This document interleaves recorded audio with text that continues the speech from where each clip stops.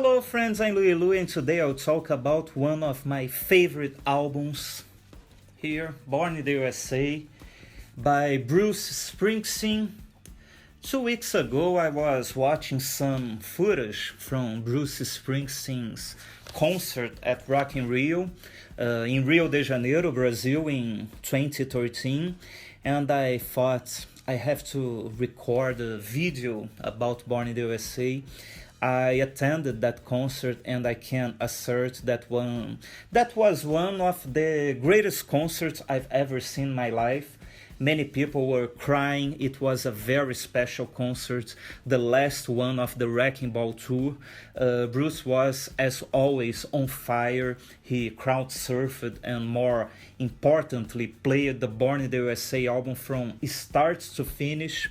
And the 85,000 people at the concert, like me, loved it because I think Born in the USA is the most popular album released by Bruce Springsteen here in Brazil. Well, I could say that Bruce Springsteen is my favorite artist. I've loved him since I was 5 years old in 1985, but I want to go back more 11 years because it was in 1974 that journalist John Landau predicted I saw the future of rock and roll, and his name is Bruce Springsteen. Bruce, or The Boss, began his career 1 year before in 1973. John Hammond, the producer at Columbia Records, was searching for a new Bob Dylan and hired Bruce Springsteen. He released 2 albums in 1973, but it was only 2 years later, in 1975, that his career took off very quickly when the album Born to Run was released. And I think in some moments over the years, Springsteen seemed to be out of fashion, at least to the general public, because to his fans it never happened. Playing alone or with a bunch of friends, or with the heart-stopping, pants-dropping, hard-rocking, booty-shaking, love-making, earthquaking, Viagra-taking, justifying, death-defying, legendary E-Street bands, Springsteen always showed coherence and consistency in his body of work. He may not have been perfect at all, and who is, but he certainly was for the most part, which as a result influenced many artists and bands such as Bon Jovi, R.E.M., The Killers, the Gaslight Anthem, among others.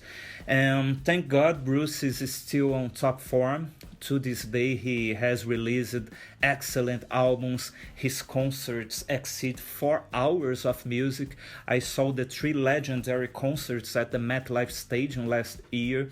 And he works a lot on reissuing many of his masterpieces, like the River album, which was re-released 2 years ago, filled with extra tracks. And therefore, I think Mr. Springsteen is one of the greatest institutions in rock and roll music today and forever. And between the end of the 70s and the beginning of the 80s, Bruce Springsteen released some memorable albums like Born to Run in 1975, Darkness on the Edge of Town 1978, and The River 1980.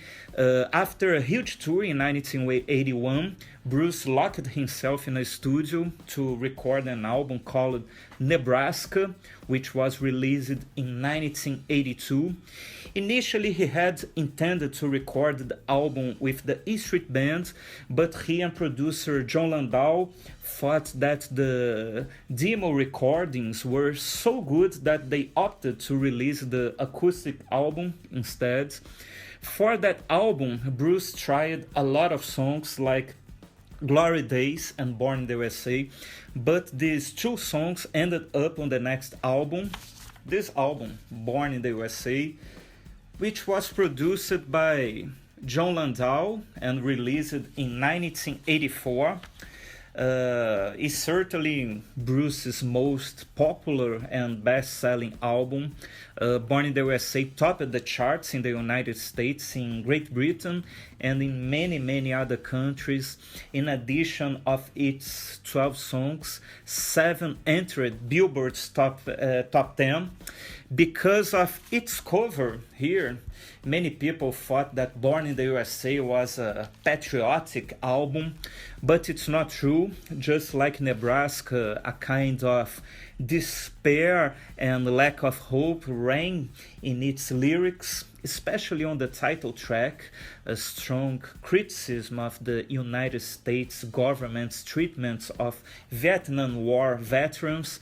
By the way, in 1984, the Republican candidate Ronald Reagan used this song in his re-election campaign. Many people who voted on Reagan certainly didn't understand the song's message. Glory Days is another song in which Bruce used all of his poetic irony to criticize the U.S. government. Another track that I love very much is Bobby Jim, probably my favorite Springsteen song, and in my opinion one of the best ever songs about friendship. I'm on Fire is another great song, this one inspired by Elvis Presley. No Surrender is also one of my favorites, as well as the vibrant Dancing in the Dark and Darlington County also. By the way, this album is like an antidepressant for me, something like Prozac.